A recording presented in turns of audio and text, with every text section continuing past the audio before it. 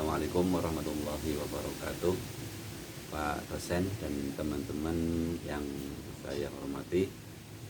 Di sini saya akan merefleksikan modul 3 pendalaman materi ilmu pengetahuan alam kegiatan belajar 1, yaitu tentang metode ilmiah, materi dan perubahannya. Setelah saya mempelajari modul di kegiatan belajar 1 ini, saya memperoleh banyak manfaat. Di antaranya yaitu yang pertama, saya mengetahui metode ilmiah. Yang kedua, mengetahui kriteria metode ilmiah. Di antaranya kriteria yang berdasarkan fakta, bebas dari prasangka, menggunakan prinsip-prinsip analisis, perumusan masalah atau pembuatan hipotesis, menggunakan ukuran objektif, menggunakan teknik kuantitatif dan kualitatif dalam melakukan eksperimen. Yang berikutnya, saya dapat mengetahui klasifikasi materi. Di antaranya berdasarkan kekuatan menghantarkan panas, itu ada isolator dan konduktor. Kemudian yang berdasarkan tingkat wujudnya, itu ada wujud padat, wujud cair, dan wujud gas. Yang berikutnya yang berdasarkan komposisinya, terdiri dari zat tunggal dan zat campuran. Zat tunggal itu nanti ada unsur senyawa. Unsur senyawa tersebut ada 2, organik dan anorganik. Untuk yang campuran itu ada homogen dan heterogen. Yang heterogen itu dibagi 2, ada yang disebut koloid dan suspensi. Berikutnya, saya juga dapat mengetahui ciri-ciri perubahan fisika dan juga ciri-ciri perubahan kimia. Manfaat berikutnya juga mengetahui metode pemisahan campuran secara kimia dan mengetahui metode pemisahan campuran secara fisika, serta ada beberapa manfaat yang lainnya. Berikutnya, beberapa kendala dalam mempelajari modul kegiatan belajar 1 ini.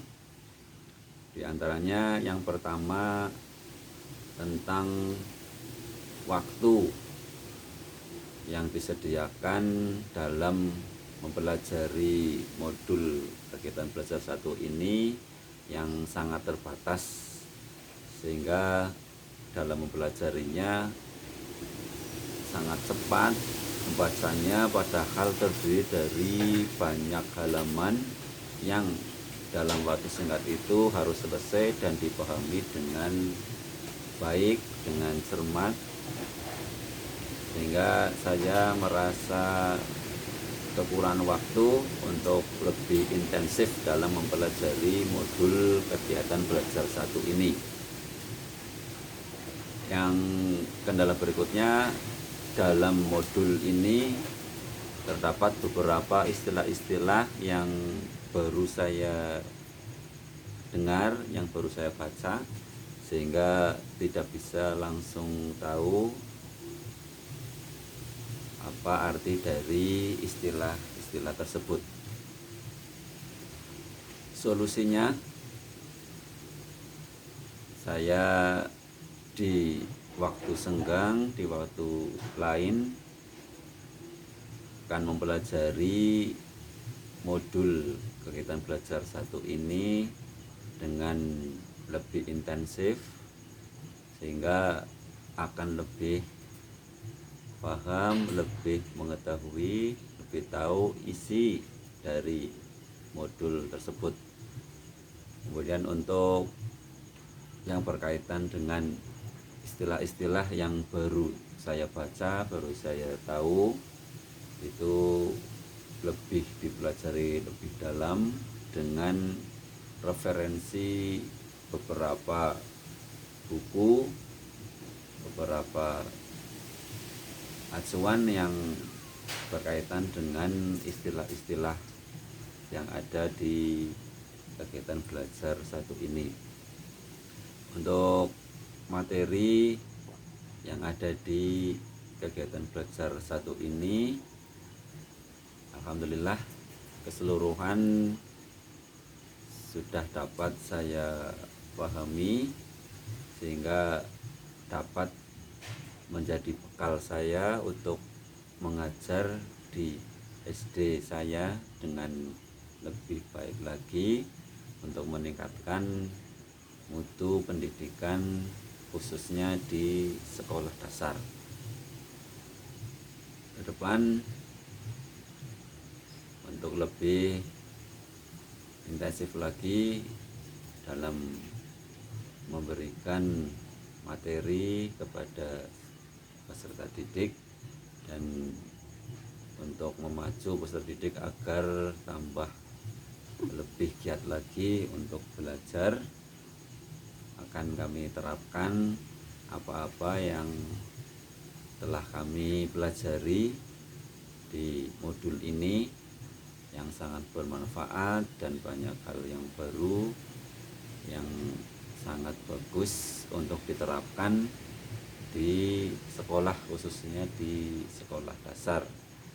Kebetulan saya mengajar di sekolah dasar yang notabene masih anak-anak yang masih banyak membutuhkan bimbingan, tidak seperti kelas menengah dan kelas atas yang sudah bisa mandiri dalam belajar mempelajari pelajaran-pelajaran yang ada di sekolah tersebut.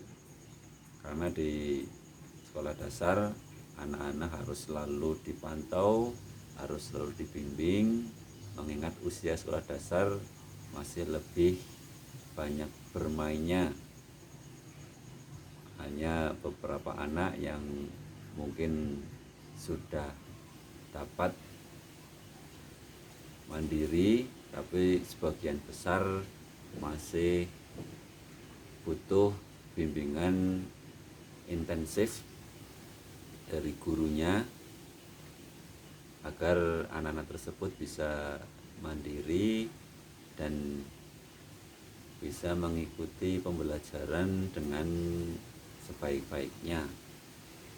Apalagi di sekolah dasar kami di lingkup pedesaan yang daya dukungnya terutama dari orang tua siswa tersebut banyak yang belum bisa proaktif untuk mendukung pendidikan anak yang seharusnya 100% orang tua itu harus mendukung dalam sarana dan prasarannya anak yang nantinya bisa membuat anak lebih mandiri, lebih senang untuk bersekolah.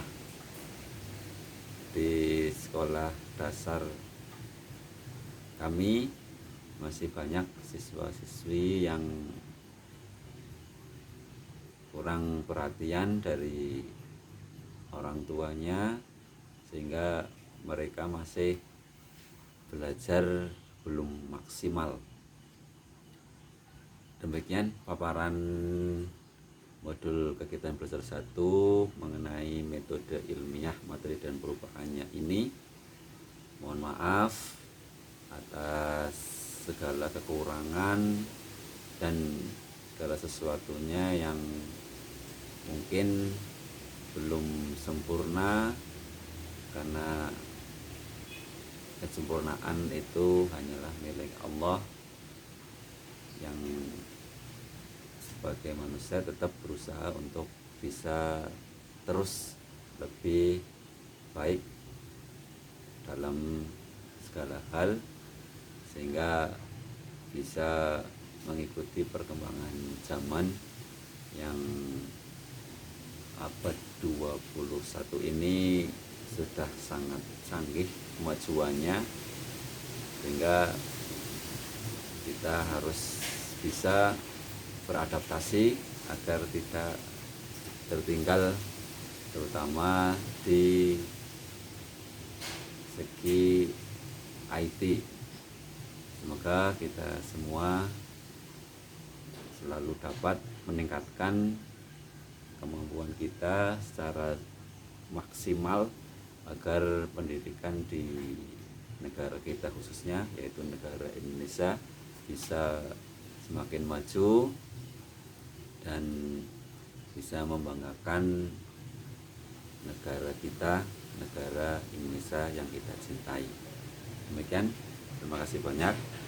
Mohon maaf, saya akhiri. Wassalamualaikum warahmatullahi wabarakatuh.